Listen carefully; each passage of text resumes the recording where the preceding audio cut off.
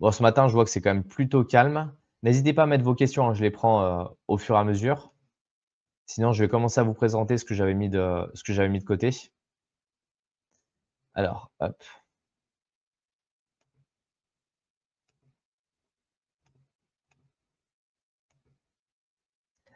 un élément que j'aime bien rappeler parce que je sais qu'il y en a beaucoup qui entendent dire que les ETF, détiennent une grosse partie des BTC en circulation, qu'ils ont un impact qui est énorme. Oui, sur le long terme, c'est un impact qui est très positif parce qu'il y a des achats qui sont très conséquents.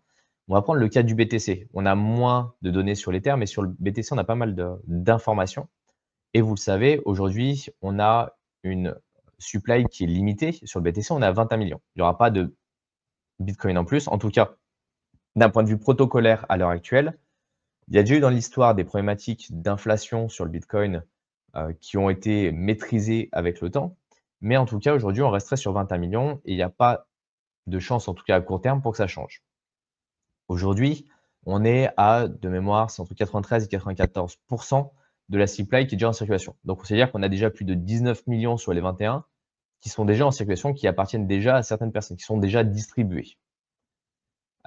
Si on regarde justement cette répartition, les ETF, c'est ni plus ni moins que 6,58. Ça fait déjà 1 an et demi à peu près que ça a été lancé. Ça a été lancé, en janvier, 2024 et même si on a l'impression que ça fait une grosse quantité, c'est que 1,4 million de BTC. Que, entre guillemets, parce que ça fait quand même un certain montant, mais c'est que 1,4 million sur les, 21 millions qui sont à jamais créés.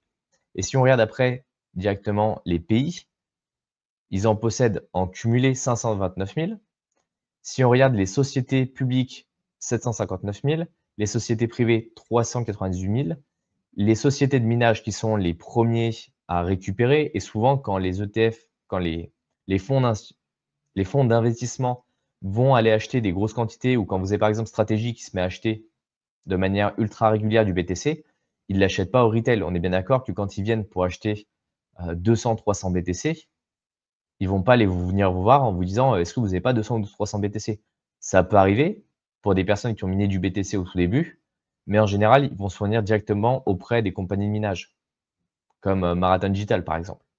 Et après, dans la DeFi, il y en a un petit peu de bloqués. Mais là, on est sur des sommes qui sont beaucoup moins importantes. On a MicroStrategy qui a été renommé Stratégie, qui est aujourd'hui ceux qui possèdent le plus de Bitcoin en tant que société. Et comme je disais, Marathon Digital qui est une société de mining. Donc eux, c'est tout à fait normal. Et après, vous avez tout un tas d'autres structures, comme par exemple Tesla, dont on entend régulièrement parler, Coinbase qui en a en fonds propres, mais ils ont également tout ce qui est fonds des utilisateurs. Oui, je vous invite à aller regarder sur ce site-là, c'est assez intéressant. Et après, vous avez également les gouvernements, donc les États-Unis et la Chine, qui aujourd'hui en possèdent un maximum. Ce qui est très drôle, c'est qu'en Chine, c'est officiellement interdit d'en posséder, mais ils en ont tous. Voilà. Après, vous avez là des sociétés également privées comme Tether, hein, qui est derrière l'USDT, dont on connaît quand même bien le nom. AMT-GOX, mais qui est bloqué, c'est historiquement, hein, ils ont ce qu'ils avaient. Et après, bah, les plus gros aujourd'hui possesseurs sur la partie ETF, c'est BlackRock et Fidelity. Vous avez Grayscale également, qui en a vendu pas mal, parce qu'ils ont changé leur ETF. Ils avaient c'est même pas un ETF, c'est un trust en fait qu'ils avaient, avec des frais de gestion qui étaient assez élevés, et ils sont en train de les basculer au fur et à mesure. Vous voyez, le mini trust, c'est celui où il y a des frais de gestion qui sont un peu moins. On a Vanek, voilà, on en a plein d'autres.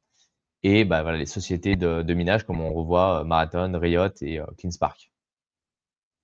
Et après, quand on parlait de DeFi, tout à l'heure, je vous parlais du vrai Bitcoin, bah, tout simplement, vous voyez, hein, c'est cette parité. Sauf que cette parité, le jour où elle n'est plus assurée, bah, ça pose problème. On a par exemple Coinbase qui a sorti le CBBTC, on en a parlé sur les précédents lives. Et justement, eux récemment, ils ont eu une preuve de réserve. La preuve de réserve qui a été faite par les oracles Chainlink, et l'objectif étant d'automatiser cette preuve de réserve en disant voilà, d'un côté, j'émets tant de CBBTC, de l'autre côté, je prouve que j'ai bien les fonds. Et c'est pas juste une déclaration, c'est vraiment une preuve de fonds. Et si on parle justement de cette preuve de fonds, ce qui est assez intéressant, c'est que vous avez Binance, qui a sur son site officiel, hein, vous êtes sur binance.com, vous avez ici les différentes adresses que vous pouvez retrouver en fonction des jetons qu'ils vont posséder, le volume qu'ils ont sur la plateforme, donc le solde sur la plateforme d'échange. Donc ça, c'est des jetons utilisateurs. voyez? Le solde net client et ce que va posséder, Binance. Des fois, il y a un petit delta entre les 2 parce que Binance va posséder un petit peu de ces jetons-là. Par exemple, sur l'Ether, ils vont posséder légèrement plus que le solde de leurs clients. Donc si vous voulez aller voir ça, vous pouvez le suivre et l'avantage, c'est qu'il suit c'est tout suivi de manière automatisée directement avec, une mécanique de vérification en ZK Snark. Donc si vous pouvez récupérer toutes les adresses et vous avez toutes les informations dont vous avez besoin. Et je trouve que c'est assez intéressant parce que, Binance, ça reste quand même une très, très grosse plateforme. L'avantage, c'est que ça permet d'avoir une certaine mécanique de sûreté. Après, ça ne veut pas dire que, les Ethers et autres, ils n'ont pas été mis en stacking, ils n'ont pas été mis pour faire du rendement et que potentiellement, ils les ont mis à risque. Il faudrait suivre chaque adresse, voir exactement où ont été placés les fonds. Est-ce qu'ils sont, par exemple, sur, un vault qui est déconnecté du réseau en multisig et donc ça il y a un certain niveau de sécurité? Combien de personnes peuvent avoir accès à ce vault? Combien de personnes peuvent arriver à déplacer les fonds? Ça, c'est hyper important à regarder. Le FDUSD, c'est tout simplement le successeur du BUSD qui est le stablecoin fourni par Binance. Mais ce qui est assez impressionnant, c'est quand on voit le montant du USDT qui est possédé sur Binance, on parle en milliards de dollars. Vous voyez? Ils ont une quantité qui est juste astronomique en fait, hein. Ils sont à 8 milliards de dollars en USDC et ils sont à 29 milliards de dollars en USDT. Autant vous dire que quand, MiCA, avec la réglementation européenne, a interdit l'USDT pour les clients européens, ça les a pas touchés. Ils en avaient rien à faire parce que la plupart de leurs clients ne sont pas forcément en Europe et vont continuer de toute façon d'avoir de l'USDT. Donc d'où l'importance en fait d'être indépendant, de comprendre comment ça fonctionne, de pouvoir gérer vos actifs par vous-même. Et c'est pas parce qu'il y a une preuve de réserve qu'il faut laisser l'intégralité de vos fonds dessus. Les personnes qui ont fait ça sur FTX s'en mordent encore les doigts et je peux vous en citer plein des plateformes comme ça qui ont fermé du jour au lendemain et même des plateformes qui étaient FTX était aussi gros que Binance à l'époque, hein. Il faut se le rappeler ça, c'est hyper important. Et justement, si on regarde un petit peu, les actifs qu'il y a hop, attendez, je vais vous zoomer un petit peu pour que vous puissiez me voir. Si on regarde un petit peu les actifs qui sont sur, les plateformes, centralisées, ici, vous voyez, c'est le nombre d'Ethers sur, les exchanges, sur les plateformes d'échange, centralisées. C'est la première fois qu'on atteint un niveau aussi bas en 7 ans. C'est-à-dire qu'il y a de moins en moins de personnes qui laissent des Ethers sur les plateformes centralisées. Ce qui est une très bonne chose d'un point de vue sécurité. Alors, est-ce qu'il y a une conscience, une prise de conscience qui est en place? Je pense qu'il y a beaucoup de personnes qui surtout essaient d'avoir du rendement, vu comme les performances de l'Ether ne sont pas forcément très bonnes, ils essaient d'aller chercher du rendement sur, du liquid staking, sur du restaking, sur ce type de protocole. Où il y a également des risques. Faites très attention à ce genre de choses. Mais c'est bien en tout cas qu'il y ait de moins en moins de liquidités, ce qui veut dire que lorsque, l'Ether va commencer à reprendre en termes de prix, il va y avoir justement ce choc de liquidité dont c'est l'élément dont j'ai parlé dans le titre de dans cette vidéo. Tout simplement parce que quand vous avez des ordres, quand vous êtes sur une plateforme centralisée, vous avez des ordres de prix, vous avez des ordres d'achat, vous avez des ordres de vente. Quand vous allez acheter une quantité plus ou moins importante, il va falloir aller taper dans les ordres de vente, il va falloir descendre de plus en plus. Je vais voir si je peux avoir le carnet d'ordre sur, ETH, USDC, Binance pour pouvoir vous montrer, en direct ce que ça peut donner. Je sais pas s'il l'affiche si on n'est pas connecté.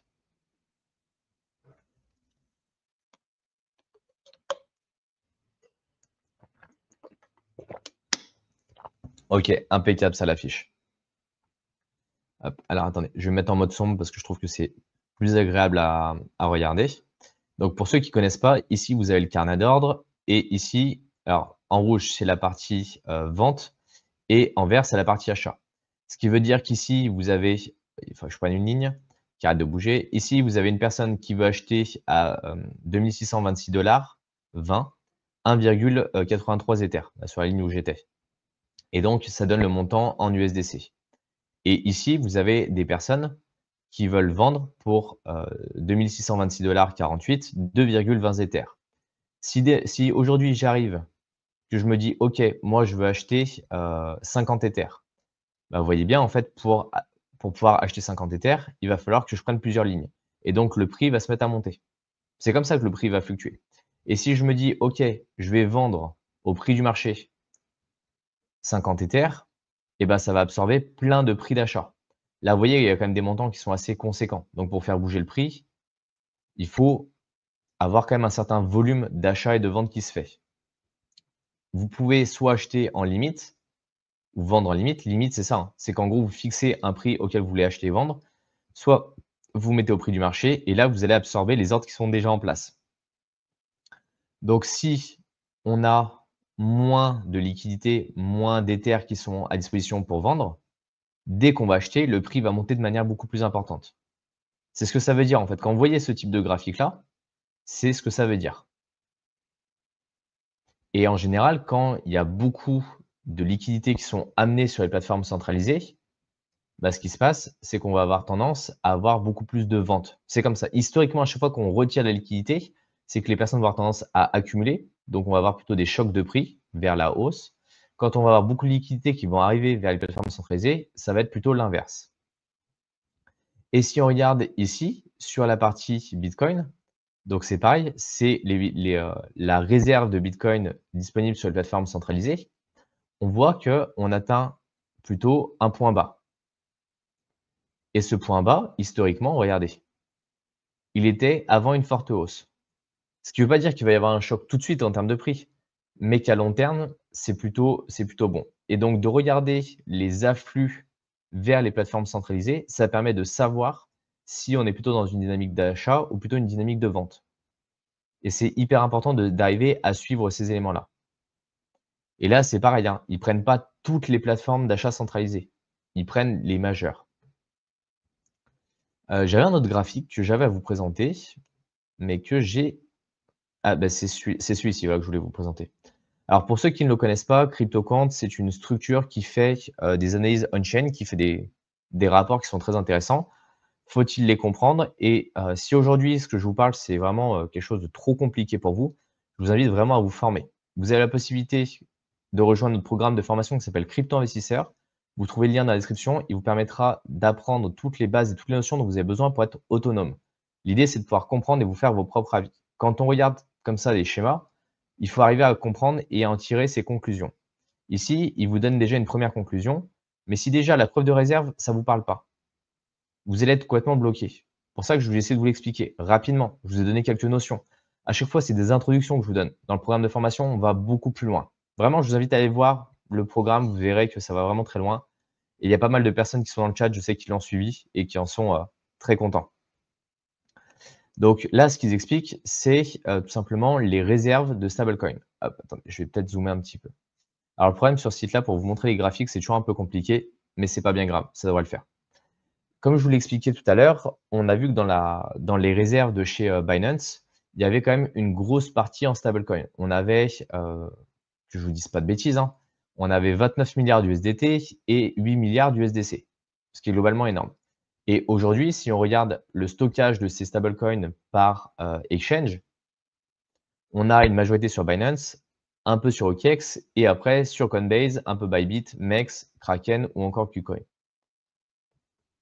Si on regarde aujourd'hui cette injection de liquidité, ce qui est assez drôle, c'est de voir qu'on a eu beaucoup d'USDT et d'USDC qui ont été injectés sur ces plateformes-là pour être en phase d'achat. Quand vous ramenez de l'USDT ou de l'USDC sur une plateforme centralisée, il y a eu la réglementation MiCA qui a joué un peu, mais vous voyez, hein, on n'est pas sur des montants qui sont trop impactants. Par contre, ces USDT, ces USDC, c'est pas pour les faire farmer sur une plateforme centralisée, qu'on entende bien. Quand on voit les rendements, c'est pas forcément super intéressant. Ça peut être pour aller jouer avec, tout ce qui est, futur et options. Ça, c'est une possibilité.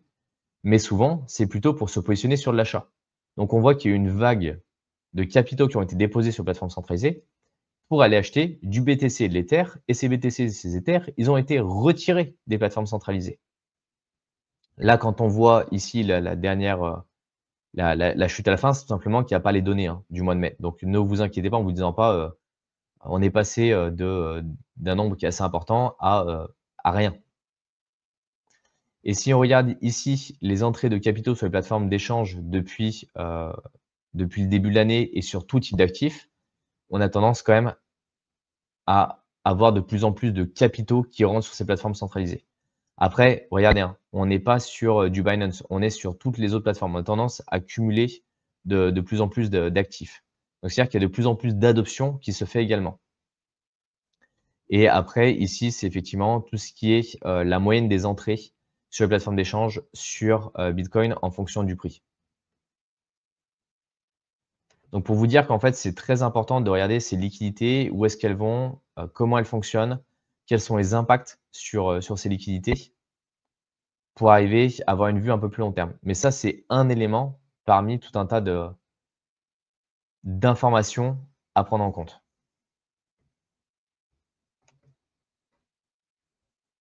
Ah oui, attendez, il fallait que je vous partage juste un autre élément en plus.